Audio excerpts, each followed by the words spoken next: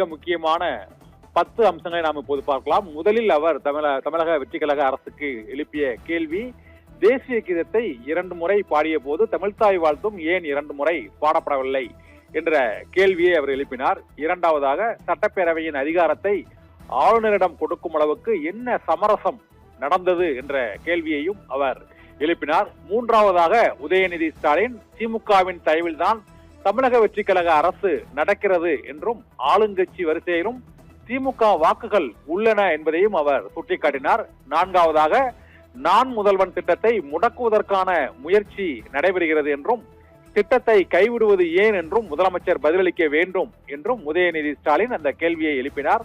ஐந்தாவதாக, அறநிலையத்துறை நிதியை பயன்படுத்தி பள்ளிக்கூடங்கள் மற்றும் கல்லூரிகள் நடத்தக்கூடாதா என்ற கேள்வியை எழுப்பி பாரதிய ஜனதா கட்சியின் குரலிலேயே தமிழக வெற்றிக் கழக அரசும் பேசுகிறது என்ற குற்றச்சாட்டை வைத்தார். ஆறாவதாக, தமிழ்நாடு இருட்டில் மூழ்கி இருக்கிறது, மின்வெட்டு பிரச்சனையில் முதலமைச்சரின் தொகுதியான பெரம்பூரே முதலிடம் வகிக்கிறது என்ற குற்றச்சாட்டையும் எதிர்க்கட்சி தலைவர் உதயநிதி ஸ்டாலின் தெரிவித்தார். ஏழாவதாக, தமிழ்நாட்டில் மின்வெட்டால் முதன்முறையாக பள்ளிக்கூடங்களுக்கு விடுமுறை விடப்பட்டது இந்த ஆட்சியில்தான் என்ற குற்றச்சாட்டையும் அவர் முன்வைத்தார். எட்டாவதாக, மின்வெட்டு விவகாரத்தில் திமுக மீது மட்டும் பழி போடுவதில் காட்டும் ஆர்வத்தை மின்வெட்டை சீர் செய்யும் பணியிலும் காட்டுங்கள் என்ற வேண்டுகோளையும் எதிர்க்கட்சி தலைவர் வலியுறுத்தினார்.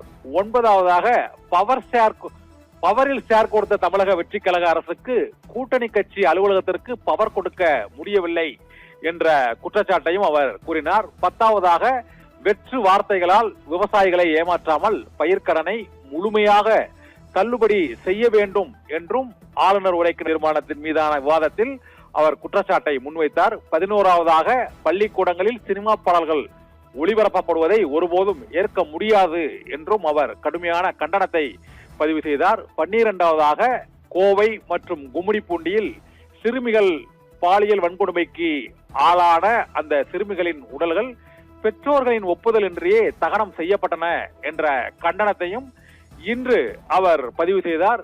13ஆவதாக, பெண்களுக்கு எதிரான குற்றங்களை பார்க்கும்போது தமிழ்நாட்டில் இருக்கிறோமா அல்லது உத்தரப்பிரதேசம் மற்றும் மத்திய பிரதேசத்தில் இருக்கிறோமா என்ற சந்தேகம் எழுந்திருக்கிறது என்ற குற்றச்சாட்டையும் அவர் வைத்தார். 14ஆவதாக, பாலியல் புகாரில் சிக்கிய சிறுவைகுண்டம் சட்டமன்ற உறுப்பினர் மீது எடுத்த நடவடிக்கை என்ன என்ற கேள்வியையும் பேரவையில் இன்று எழுப்பினார். 15ஆவதாக, தமிழ்நாட்டுக்கு வரவேண்டிய தொழில் முதலீடுகள் பிற மாநிலங்களுக்கு செல்கிறது என்ற குற்றச்சாட்டுகளை இன்று எதிர்க்கட்சி தலைவர் உதயநிதி ஸ்டாலின் ஆளுநர் உரைக்கு நன்றி தெரிவிக்கும்